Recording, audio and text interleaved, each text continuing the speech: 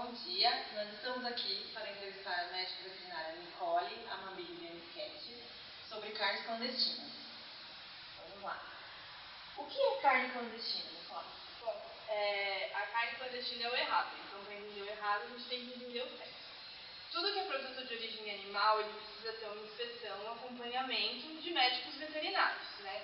Seja embutidos, seja animais mesmo, tanto pet quanto para produção, peixes, tudo isso precisa ter o acompanhamento do médico veterinário e de um órgão inspetor.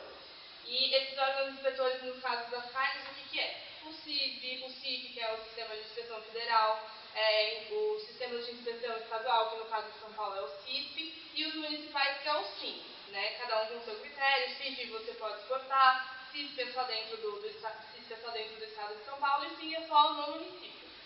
E tudo isso faz com que você não seja clandestino, que você tenha um padrão, um controle de qualidade e toda uma série de regras a se seguir, tanto no comércio quanto na sua produção.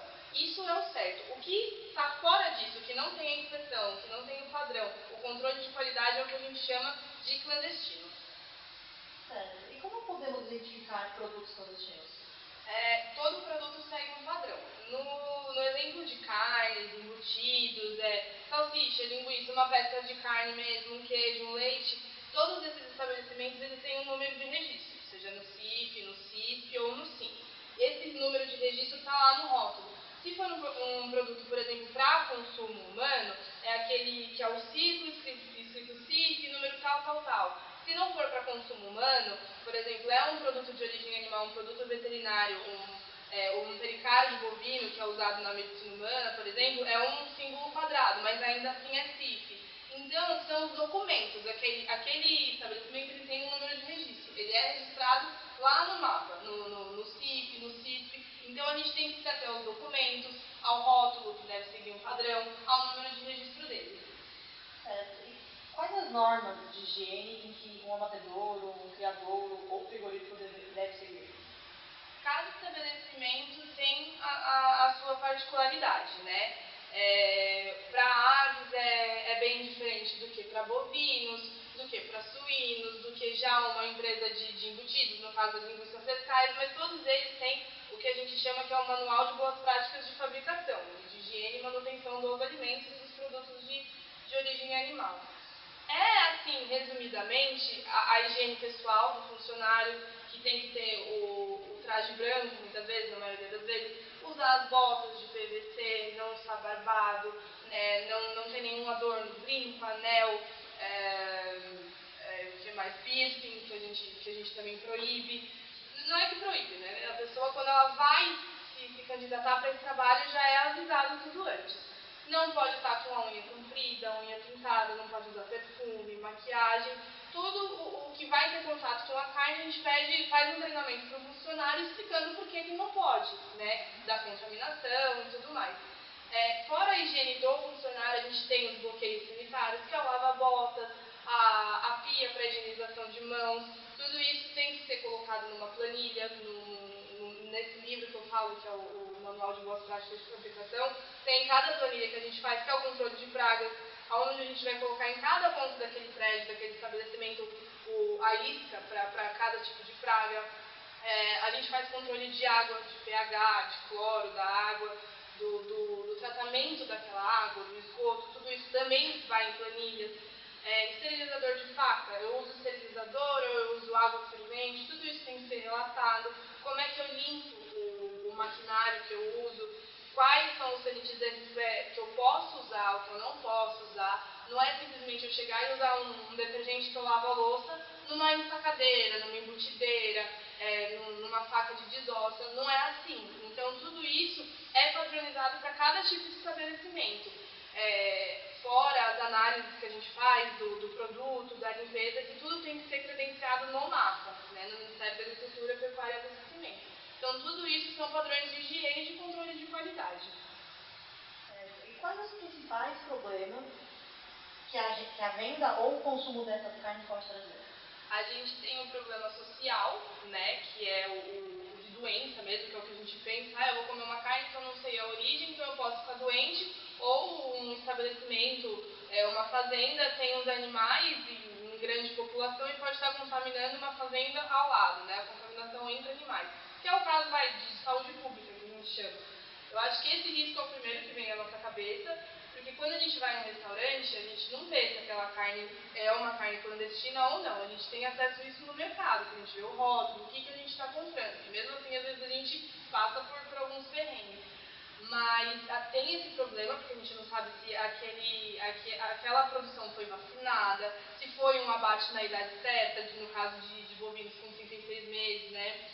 A gente não tem esse controle de doenças, de estar ali tudo certinho. E também tem um problema comercial, né? O problema financeiro mesmo. Que quando a gente tem um estabelecimento que segue as normas de CIF, de inspeção, ele investe, porque tudo isso tem um custo. Você tem uma cortina de ar que separa todo o estabelecimento para você não ter entrada de vetor, de mosca, essas coisas, isso custa dinheiro.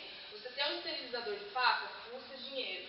Você contratar um médico veterinário para ser o seu responsável técnico, estar lá no mínimo 6 horas semanais, também é mais coisas para você estar gastando dinheiro. Então, todo esse valor tem que ser repassado para o seu produto. Então, o seu produto vai ser um pouquinho mais caro por conta disso. Você vai ter o seu controle de qualidade, mas você também vai ter que refletir isso no seu produto para você poder continuar tendo esse padrão. Então, aí você entra no mercado com um produto, sei lá, R$10, vamos supor, porque você seguiu todas as regras.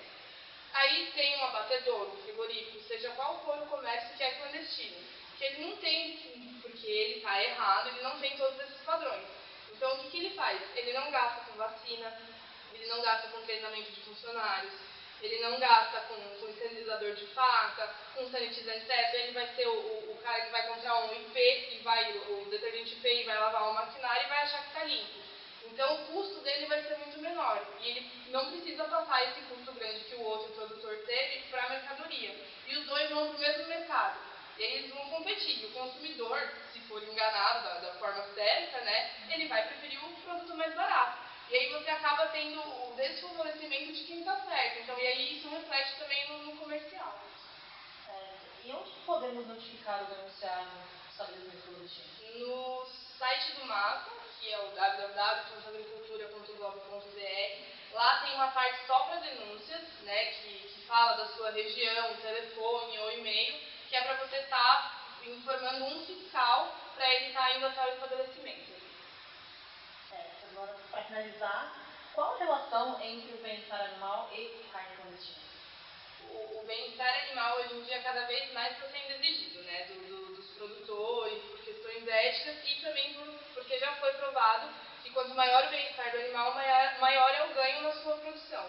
A gente tem como exemplo a Fazenda Colorado, né, do leite Chandot, que ela é top no mercado da América Latina, tudo, e até da América do Norte, porque ela visa o bem-estar do animal e a produção de leite dela, do leite tipo A, é o exemplo que as outras propriedades leiteiras têm. Então, e você só consegue ter um bem-estar animal quando você se preocupa com o quê?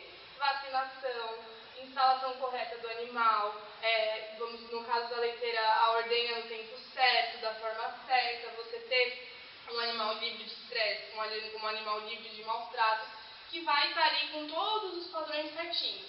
Então você vai investir, né, na inspeção. E o pessoal da inspeção cada vez mais cobra isso, né? A tendência da humanidade, acredito eu. Tanto que o que saiu na revista da carne no ano passado foi abate humanitário, que é o tema que está acontecendo hoje em dia, que é você evitar o sofrimento do animal até na hora dele ser abatido, você treinar um funcionário, né, para ele ser abatido sem dor, né. E o que acontece? Se você investe nisso, você vai ter uma inspeção cobrando isso.